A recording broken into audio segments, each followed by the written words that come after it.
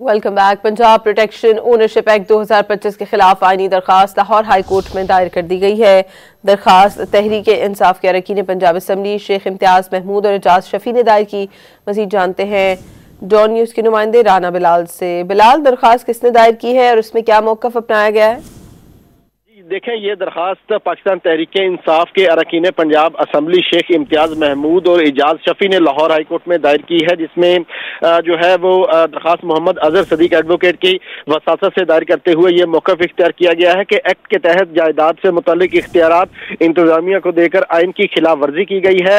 दरखास्त गुजार का यह भी कहना है कि डिस्प्यूट रेजोल्यूशन कमेटी में फरीकैन को वकील के जरिए पेश होने की इजाजत नहीं है, जबकि सिविल अदालतों का दायरा इख्तियार खत्म करना भी आइन से मुतसादिम है। दरखास्त गुजार का यह भी कहना है कि एग्जेक्टिव और अदालती इख्तियारात को यकजा करना अदालत की जो आज़ादी है उस पर हमला है, लिहाजा प्रॉपर्टी ऑनरशिप जो एक्ट है उस पर अमल दरामद फौरी तौर पर मुकम्मल तौर पर रोका जाए और इसके हवाले से इस ऑर्डिनेंस के जो नतीजे में जितने भी इकदाम किए गए हैं उसे भी कलअदम करार दिया जाए। तो ये बुनियादी तौर पर इस पूरे कानून को ही पाकिस्तान तहरीक इंसाफ के MPAs ने अपने वकील के जरिए लाहौर हाई कोर्ट में चैलेंज कर दिया है और अब इस दरखास्त पर पीर के रोज जो है वो समाअत का इम्कान है। राना बिलाल, बहुत शुक्रिया आपका।